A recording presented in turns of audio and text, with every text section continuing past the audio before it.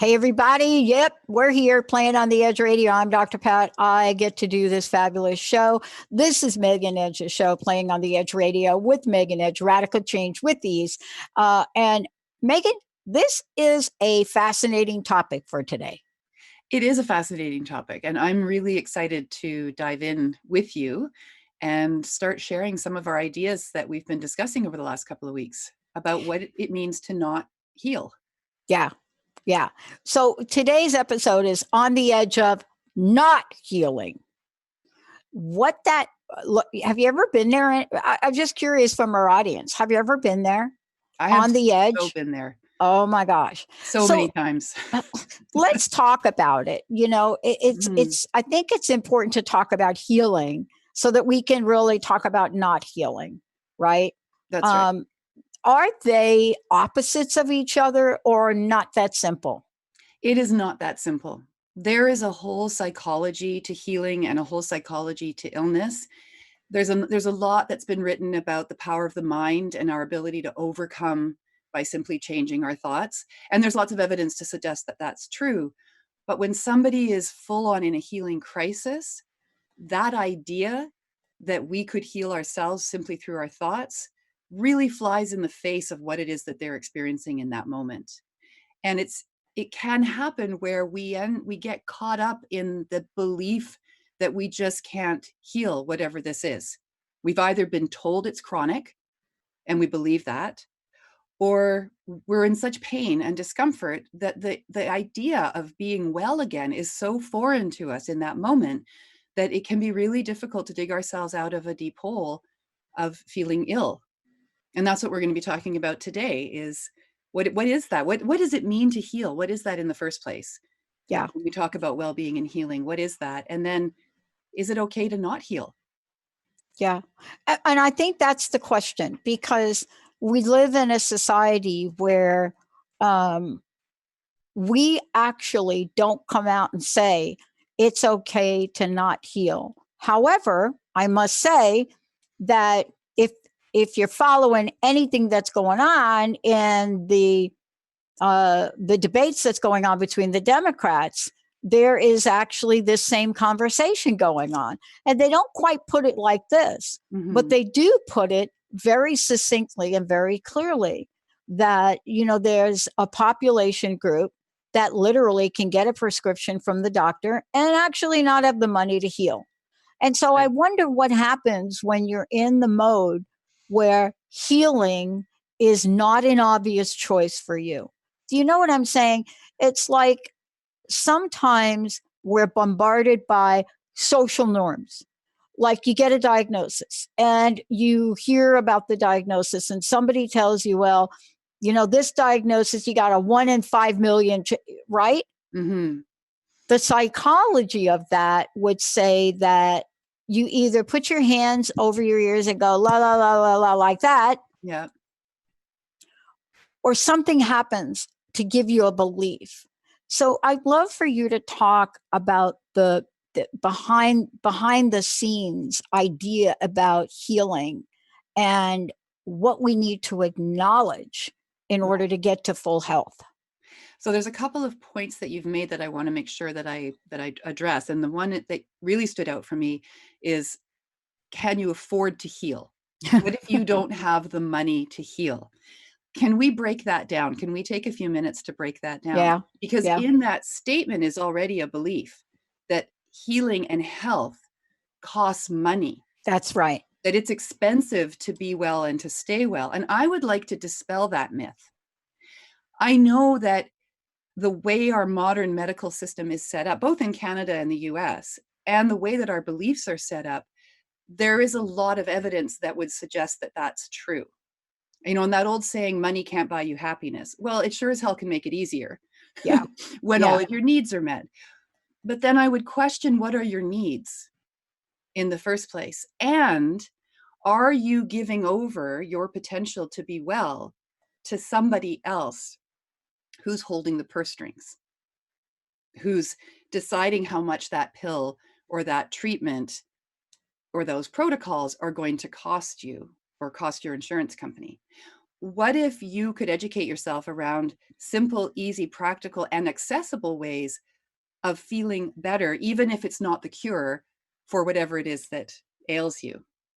So I think that that's a really important thing Yeah. to address in this, is this Yeah. idea that it costs money to be well, and many, many people can't afford it.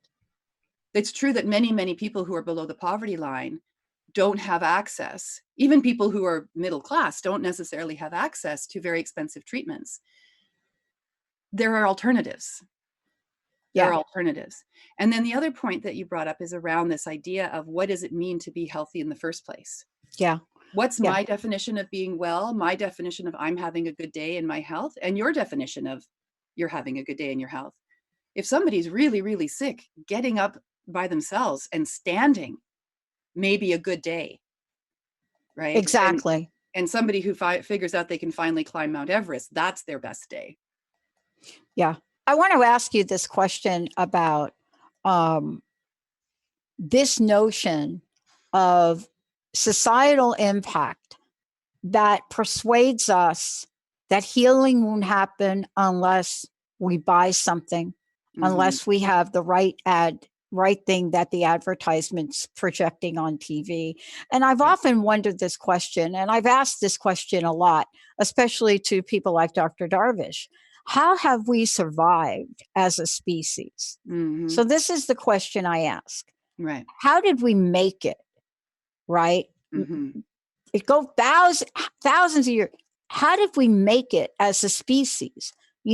What was it that we learned about healing and living, right? Right. That maybe we've forgotten today. I think we've forgotten a lot. I think in the last few generations, we've given our own sense of control over our bodies, our own knowledge of our bodies, over to a system of medicine that does its very best with what it has Yeah. on hand and the Yep. constraints that it's under, Yep. but that unfortunately, for the last few generations, has had a very narrow view of what the body actually is as a mechanical object, and how it is that that body can be healed. I think what we have had in the past and in other cultures besides sort of North American culture is a concept of a holistic approach to being well. That includes community. That includes our mind. It includes not just looking at the physical body, but looking at the emotional body and the energetic body, looking at the source of an illness or an injury, coming from someplace perhaps beyond a pathogen or a cancer cell, exploding, or an injury, looking to the source of the illness and the injury in the first place. Yeah. I don't know about you, but I can remember my folks from, what do we say, the old country? From the old country. And Okay. I have to tell you, I don't remember a lot of doctors until I was older, but I Mhm. do remember um, a lot of stories of illness, right? Mhm. But from that, especially for me, I cried for like 4 years, they said. There seemed to be this remedy, this toolkit, or this grandma's remedy for stuff, right? Right. And I remember this like it's yesterday. Now, fast forward to where we are today, and purified concentrated oregano oil, Mhm. like that's the bomb now, Right. right? For a lot of people. Yes. But grandma somehow knew that if you take whatever grandpa was growing and you threw it in olive oil, and I don't know what else she did with it, Yeah, it became a thing. that's So, right. but I want to ask you this. Grandmas believed in healing. Mm, Do you know what I mean? yeah. They had a sense of, yeah, this is possible. Have we lost hope of healing? Oh, I don't think we've lost hope of healing. I think that's actually what drives the pharmaceutical industry and synthetic medicines. Oh, okay. It's the hope of healing. I mean, okay. Maybe not entirely. Certainly there's a bottom line Right, financially to all right, of that. right. But what drives somebody to take that pill, to accept that prescription, to accept that diagnosis is that hope of healing. on a level, on some level. But part of what we're also going to be talking about today as we go through our episode is, why would somebody not Yeah. want to heal, choose to heal, or apparently cannot heal? And what is the psychology around that, and that relationship that we have between our bodies wanting to be well, because I think that's how our bodies are born. They want to be balanced, they want to be healthy, because that's what's going to take us through this life in the best way possible. When we're out of balance, then that's when we set ourselves up for illness and injury. When you're talking about that oil of oregano, we're talking about plant medicine. We're talking about the things that used to be at our fingertips. They still can be. You could grow a herb garden on your balcony in downtown New York, Right. and you could have fresh basil, fresh oregano, fresh rosemary, fresh sage. All of these are medicine. These are kitchen medicines. And they are as potent and as powerful, especially if they're distilled into an essential oil, and even more potent than some of the synthetic medicines that are no longer working for us. Yeah. And it's fascinating that we're talking about this, because you and I both, we have a history. And I want people to know for a minute about why this is important for you. This is not something where you've just picked up a book and you thought, oh, I think I'll do a show on this. This is a journey for you. You got some history around stuff, right? I got some history. I've often felt that coming into this physical body was a real challenge for me. I know. But this may not be my natural form. Well, I want to talk about, let's take a short break, because when we come back, I want you to share that. Because when someone has gone through as many things as you've gone through, it is not unusual that you would be the one to be talking with and helping other people get through this. And I mean, wounding at all levels, all levels. When we come back, I want to talk with you about, how does one's life, how does one journey, how does that walk us through the psychology of illness? And what should we know about that, especially if you've got some things that have come up in your past that perhaps are calling to be healed. Let's take a short break. Megan Edge, we're talking about, on the edge of not healing. We're also taking your questions, 1-800-930-2819. Do you have a question about this? Give us a call. We'll be right back. Yeah, there we go. Thank you, Benny. The healing power of music. Thank you, Benny. Thank you. Playing my girl. So good. Stevie. Yeah. Oh my gosh. That's good medicine right there. That's what I want to be when I grow up. Stevie Nicks. Welcome back, everybody. Megan Edge. Megan Edge is in the house. Megan, I want to do a couple things before we talk about this.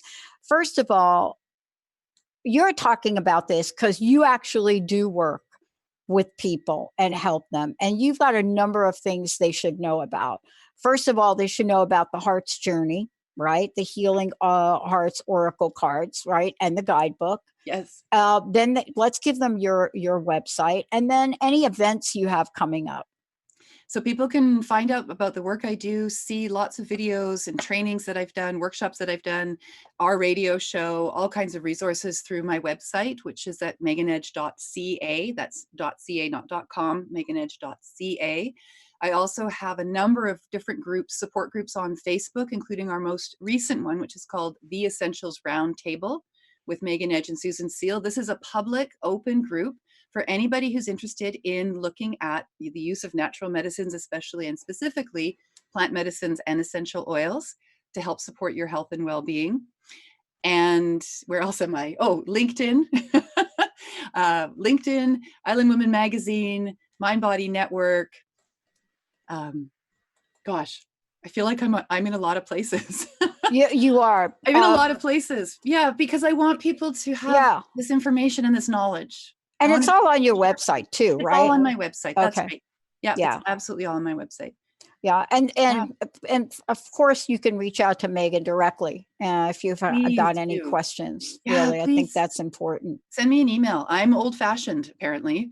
I really love emails, and it's a much better way to get a hold of me than leaving a message on social media, because I don't always see them or get them. Right. And a little note, a little side note, little rabbit hole. I don't own any of my messages on social media. Social media owns them. But when you email me, it's a little closer to home and I can keep better track of our conversation. So email me at megan@meganedge.ca. Yeah, Or that is true about social media. yeah. We're talking about today, what we're talking about here is we're talking about on the edge of not healing. And before the break, what I said was, look, this is not a topic that you're passionate about because you just woke up one day and said, wow, I have nothing better to do. Let me talk about a healing journey, Right. or your healing work. You went through uh, your own battles, right? Your own demons to Mm. get here. And so I'd love for you to share a little bit about what that was like for you to go through the range of events that occur around healing, and what the effects are, and what we call in the psychology of healing, Yes, or absolutely. actually the psychology of illness. Psychology of illness. Well, and also the psychology of healing, Yeah, I think. both. Yeah, I think that they're both there.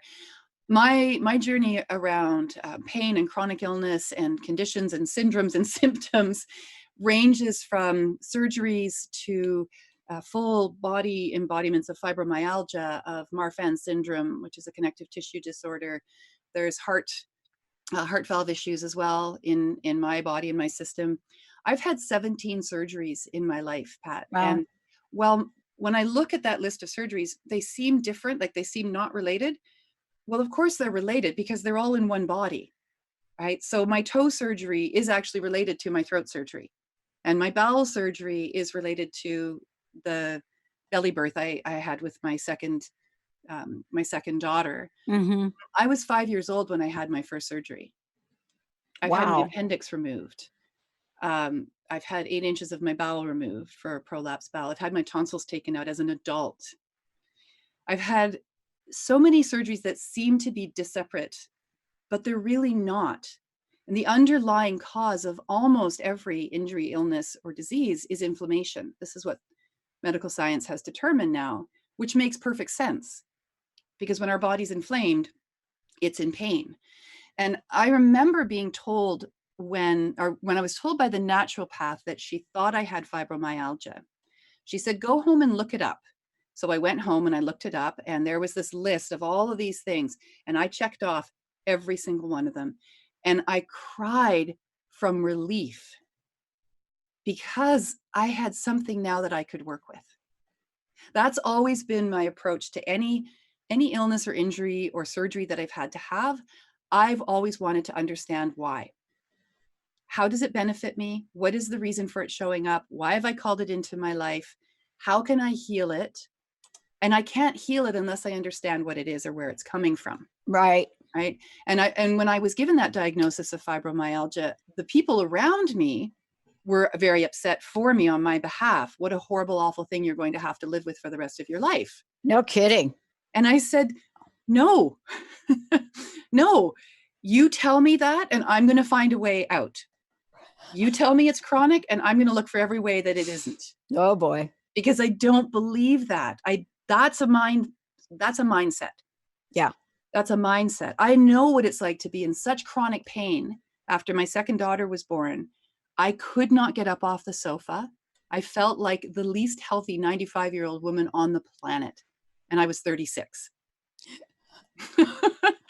And it was shortly after that after having gone to see doctor after doctor after doctor after doctor, I'm sure there's a lot of people in our audience who can relate to this. Oh, no kidding. And being told it was all in my head, being Yeah. told none of it was connected, being told Yeah. it was IBS, blah, blah, blah. The whole list went on. Oh my God, it does go on. Right? I was told Yeah. all of that. And it's exhausting. It's actually very exhausting to be ill. It's a full-time job to be chronically ill. And we desperately want to be better. That's that hope piece. Why do we go from doctor to doctor to doctor? Because we don't want to be in pain. It's very addictive to not be in pain. Right? Yeah. So when that diagnosis came through for me, and I celebrated for myself, then I started to do my research. Well, what do we think causes it? And this was, well, my daughter's about to be 15, so this was 15 years ago that I had this diagnosis. And it was so simple. It was so simple. In my case, it was taking gluten out of my diet. And it was literally a miracle healing. I already thought I'd taken gluten out of my diet because my older Yeah, daughter was born with anaphylaxis and full-blown life-threatening allergies. That's another part of my healing journey is, how do yeah, I help her? So I thought I'd taken gluten out of my diet, but it's everywhere. And I didn't realize how much of it I was still ingesting. yeah. I did the And same thing. yeah. I did the same thing. But don't you think we've evolved sort of like um your time frame, right? I mean, Mhm. it sounds like this has been a lifetime journey for you. So This it is doesn't surprise me about the work that you 50, do, 50 years, right? 50 Right. years of doing this. Oh my God, that doesn't surprise me. But but Yeah. but it's so relevant to today.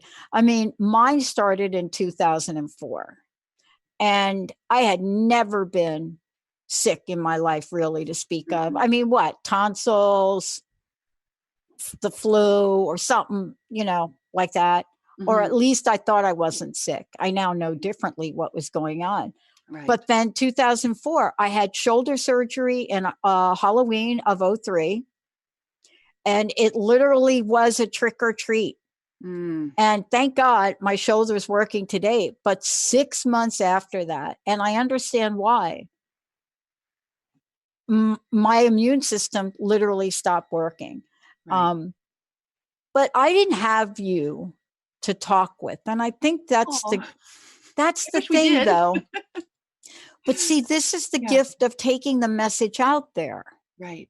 I don't think I'm alone. I think there are many people, but they don't know who to go to. Now, I have to tell you, it was shortly thereafter the angel lady had a had an angel tell me where to go, Mm. and I got to Dr. Darvish, and Right. we both went on this journey together Yeah. of, but how many people don't have a resource? And Mm. don't you think that contributes somehow to not healing? Absolutely, it does. When a person believes that there is no hope or there is no help, and they don't know how Right. to help themselves because no one's ever taught them that, they don't have that empowerment within them, then it feels hopeless. Yeah. It really does feel hopeless. Yeah. And that's not a great place to be.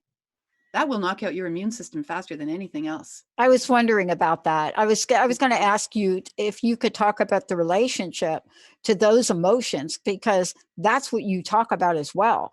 Yeah, You and I have talked about the various ranges of emotions, but now what we're talking about is an emotional hit that could actually trigger something in the body to really go just wacko.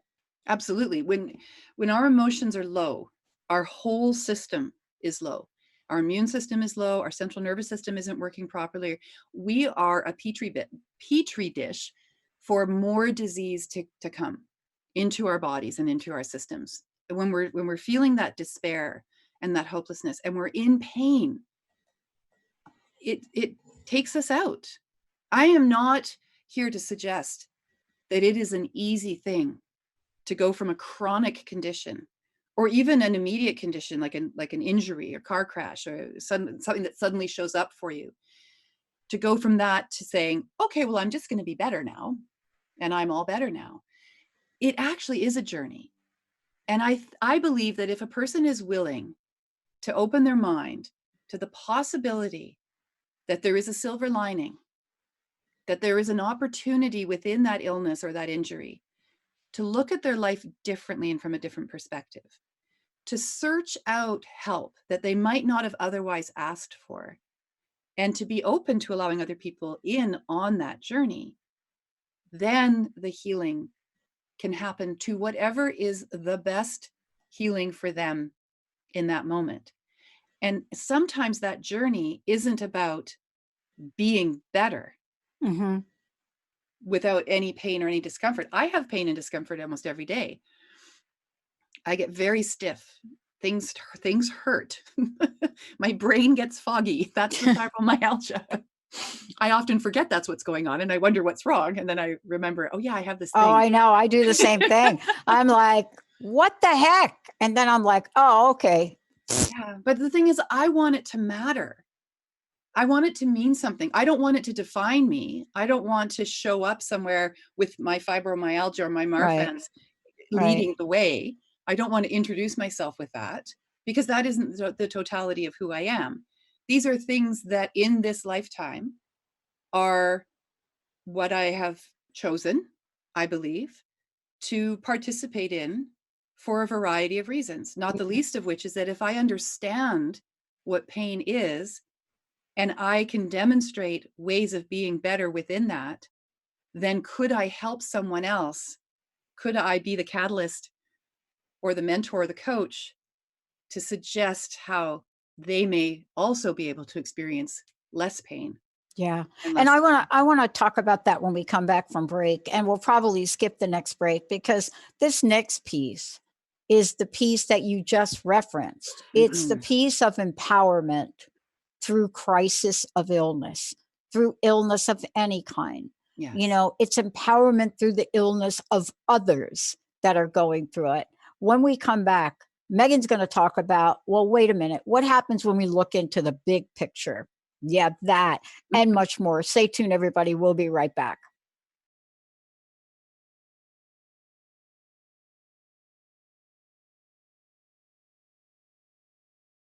Hey, everybody. Welcome back. Welcome back. Megan Edge. Yep. Playing on the edge. Megan, before we just jump into this, and I have a really weird thought that I have to share, but Okay. Can you again give folks your website and let them know what you've got going on?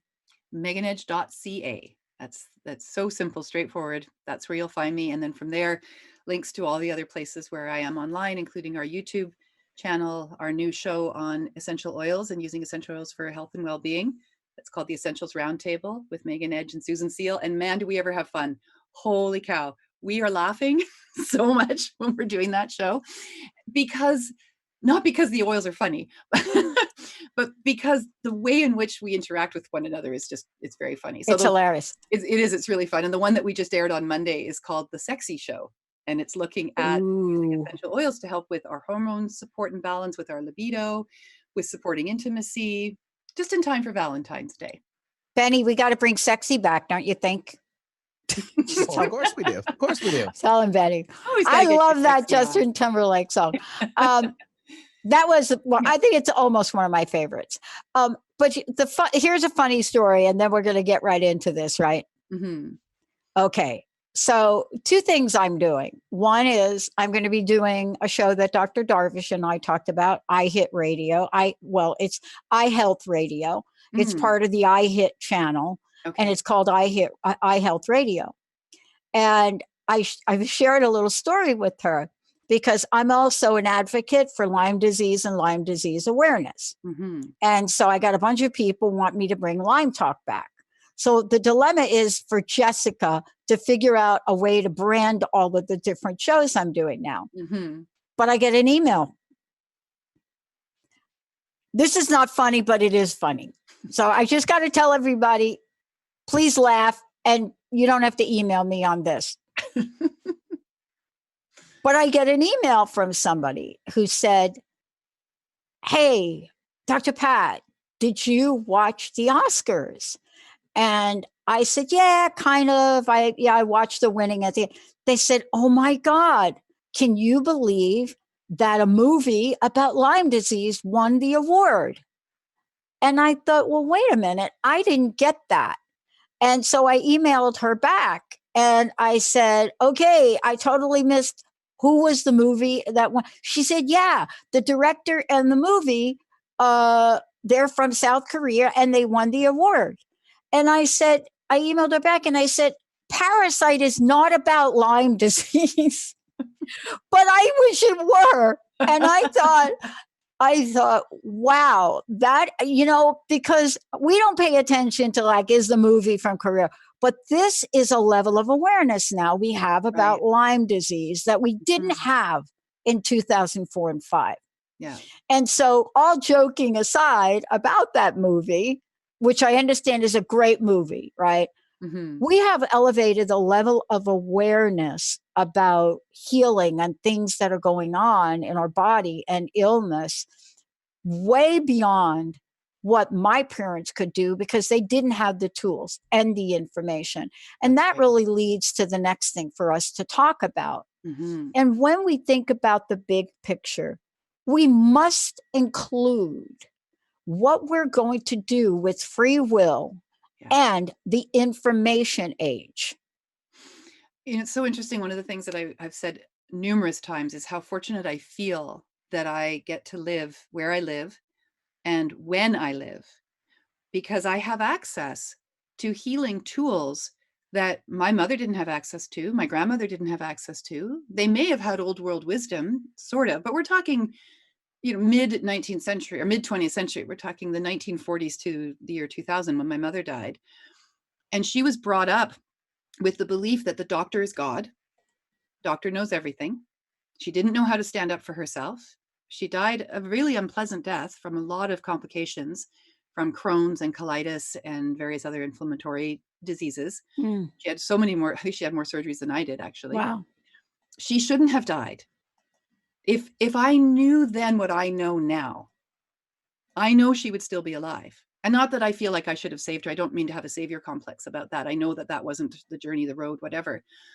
But what I know is that there's a lot of unnecessary illness and death that happens because we have been denied the natural knowledge that I feel so grateful to be able to have access to. And when we're talking about these essential oils, for example, I can buy them. I sell them to other people. Like, that's part of my business is working with these oils that are completely accessible. Nobody tells me I can't. They're not illegal. Right. And they're not just for smelling good. They have medicine. And there's a lot of research that's being done that demonstrates that. And it's really timely when we look at the coronavirus or the MARS virus or anything else that's going, what my father died of, the ARDS. Basically, these are the superbugs that our synthetic antibiotics no longer can touch. Right. Because the viruses are alive, and some say they're intelligent, and they're working their way around these synthetic medications. I want to have choice in how I keep myself well and healthy. And I'm fortunate that I have that. I mean, I feel like that's the free will piece. Yeah. But I know that still, even though modern medicine is not very old, I mean, as a discipline, it's maybe 200 years old, 150. And even then, it's really only within the last 50, 60 years that it has such a hold. And that has to do with the drug companies. And it's unfortunate, but that's true.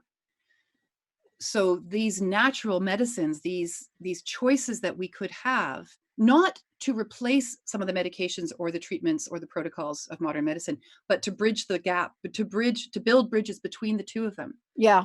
Right. To support our well-being from day to day, so that when we hit that crisis, when we have that health wake-up call, we have choices about how it is that we're going to look at what's happening to us, what our belief system is around that, how we're going to be in it. Are we going to be a victim? Or are we going to decide it has meaning and importance? Are we just going to let ourselves have the experience of it?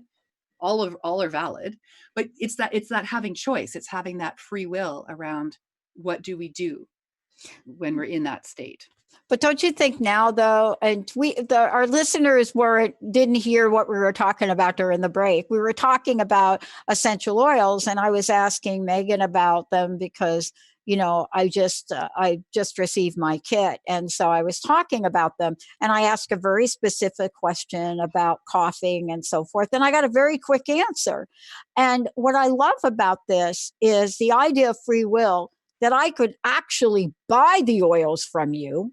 Right. And now I have to get educated about. But in lieu of me reading about it, I will ask the question. And here's what I want to say about what we're talking about. I did some research way back when Dr. Darvish was treating me. And by the way, Dr. Darvish still treats me. I'm getting ready to go in for a big tune-up. And, once upon a time, I read about this. And the idea of science and holistic or natural or whatever one wants to call it, it dates back as far as, and I read this about an ancient tribe, about them standing out in a field waiting for lightning to activate a certain oil. And I was reading this story and I thought, well, that makes sense to me. Right. I see what they were doing, but I don't know if it actually worked. And you Mhm. read stories about this, and lo and behold, where are we today? Well, where we are today is we're sitting down, we're hooking up some kind of electromagnetic machine, little pads to our knees, to our neck, maybe massage. We're doing that, Yeah, right? we are. And we're putting Yeah. oil on and we're activating that. And so, what I'm trying to say is the mission really is to bring back all these things that actually worked. Yes. And I love that you use the word mission, because that is what it feels like for me. Yeah. And ever since I decided to become a healer as my work, capital W, having always been that kind of person to look out for the underdog, to help people when I could with what I knew. Yeah. When I said, this is how I'm going to make my living, is to be of service in this kind of way, it is a mission. How many people can I get in front of to remind them of what they already know? Yeah. But they've forgotten. They just don't remember it. Or they've got blocks up, whatever. I mean, I'm not here to convince anybody of anything, but I sure would love the opportunity to demonstrate through my own experiences, through the science. There's a lot of science around the world that supports natural healing. Plant medicine is where our medicine comes from. Don't be Right. fooled. Don't think that big pharma isn't out in the Amazon right now looking for the next plant that has medicine for us, that can be synthesized and turned into something that can go out to the mass market. Yeah. Right? I'd be out there if I'm Right? them. I'm That's out where it there. comes from. I mean, I'm looking. I'm really looking to see what can be done and how it can be done. And I think that we're all the better for it. But the Mhm. thing that I think I want to really get back to is we have free will. And Yes. sometimes before we feel empowered, we have to take that step before and make a decision that we're going to actually do something on our own Exactly. behalf, Exactly. whatever that looks like. Whatever that looks like. And that's the point around free will around illness. You actually get to decide. You have this incredible mind. And the beautiful thing about your mind is that you can change it at any time and no one can stop you. It's your mind. So if you've been told by doctors that your cancer is chronic and you're going to be dead in 3 months, if you're told that your arthritis is you're going to be on medication for the rest of your life, if you've been told that your depression is now yours for the rest of your life and you have to be on psychotropic drugs, I'm not telling you don't continue with the protocols that your doctor has given you, but I would really encourage you to start questioning, is this true? Is this my life sentence? Or can I, through my free will and free choice and empowerment, we have the internet, for Pete's sakes. Now, I know there's a lot of conflicting information out there, but it's a place to start. It is. It To is. find out, what choices do you have? And speaking from someone who's been in chronic pain, I've been on pain medication many times, because quite frankly, the body heals faster when it's not in pain. That's true. It's And just known. people That's don't know. known. That is a known. That's a known. The That's a body, scientific fact. the Right? body cannot heal when you cannot sleep. That's right. So what can you do to help yourself sleep? And I know that desperation. For me, there's always been that curiosity. And maybe that's the first step for a lot of people who've spent decades in chronic conditions. Just let yourself get curious about what else may be possible for you, that your doctor, bless him or her, maybe they're doing the best they can. Most of the time they are, but they may just not know. And before deciding that anything that isn't mainstream medicine is woohooey and suspect, recognize that everything in mainstream medicine has come from the woohooey world originally, the plant medicines, the minerals that are out there, our vitamins, all of that. And get yourself informed. Like where you're talking, Pat, about how you love to do research, you love to learn and to understand I and do. know. Everybody can do that. Yeah. We're so fortunate that we live in a culture and a climate where that's still available to us. Yeah. Do our own research. You can read. What I love to research now is because people ask me about this. They say you're sharing a lot of information. Do you get it from what reliable sources? Right. I'm like the the geek of research because Mhm. I love finding these articles that are now being studied. They're academic articles, they're published articles, and they're talking about things like stress. And they're talking about things like massage, and they're talking about them. And as a matter of fact, I was listening very sidebar, and the news came on, right, for a moment this morning, and there's a study, like a real study, a scientific study that was done by a group over here, control group, and another group. The one group did not get walnuts, and the other group got walnuts. And they did this study on the power of memory and walnuts. And Mhm. I'm thinking, who did that? It's brilliant. Yeah. But we don't have the money, generally speaking, to do that. So people have to count on you and on me and on Dr. Darvish and others sharing stories about what's worked.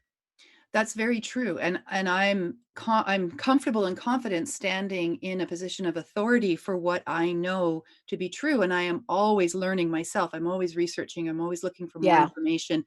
I'm on PubMed. I'm looking at the science studies. If I'm Yeah, I am talking about too. the essential oils, I'm there looking for the research that's being done on these constituents, on these plant medicines. Absolutely. At the same time, like, to bring it back to that psychology of illness, I'm also really curious about what's happening up here in our minds around the why of being ill. You know, we were looking at the bigger picture. For me, there's a responsibility piece. Yeah. It's my body, it's my illness. If I have gotten sick, I want to understand why, not as a karmic thing, not like this is punishment for something I've done in a past life or in this lifetime. I want to understand the pathology of it, and I want to understand the emotions of it.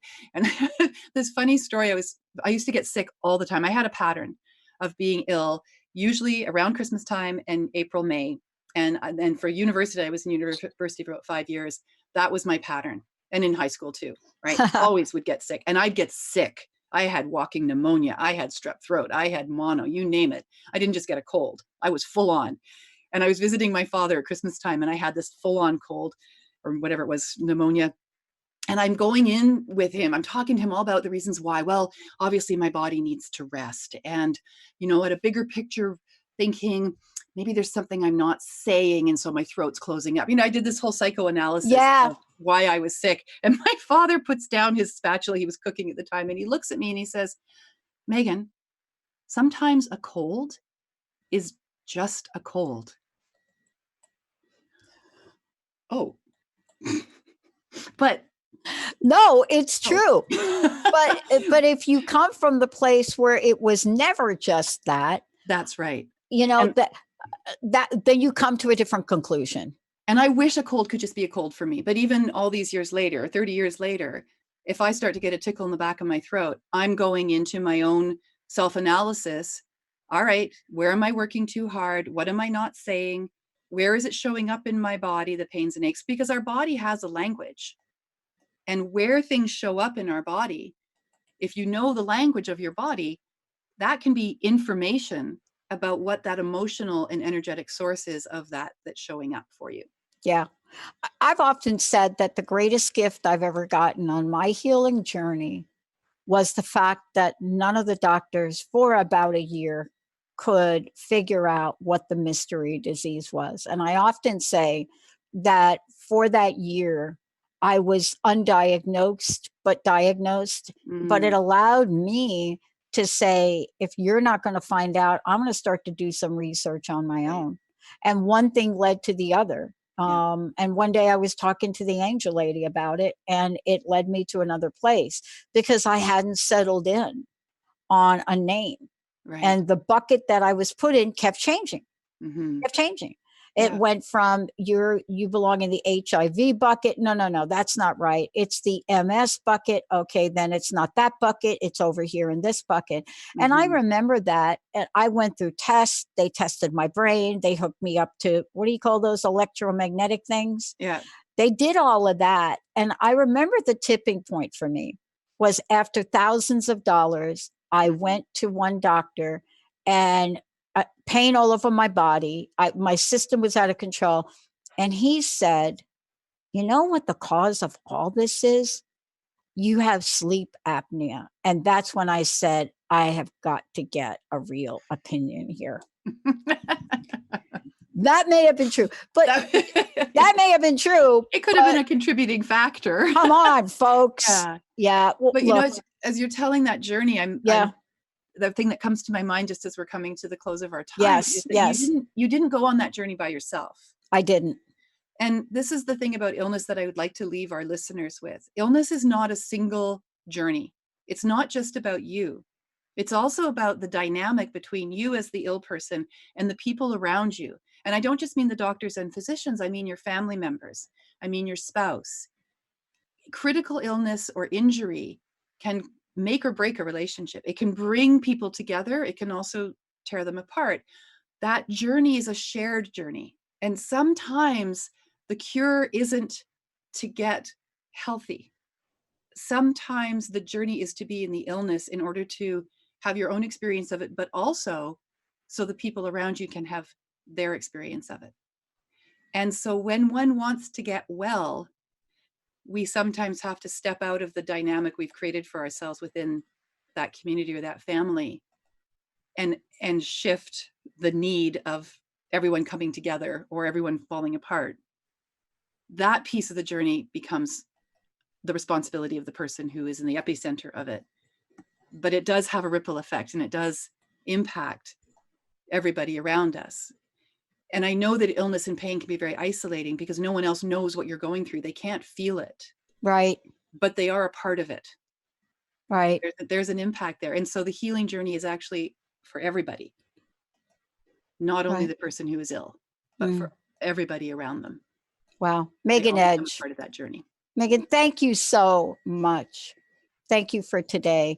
I want to thank everybody out there for tuning us in, turning us on. Please go ahead, go to meganedge.ca if you want to find out more about Megan. For me, just go to the Dr. Pat Show. Thank you, Betty. Thank you, Jessica. What a great show, Megan. Thank you. That was great. We'll talk soon. Yeah, thank you. And Linda, can't wait till Linda, you get back here, boy. We got some experimentation to do. We do indeed. All right. Thank you, everyone. See you next time.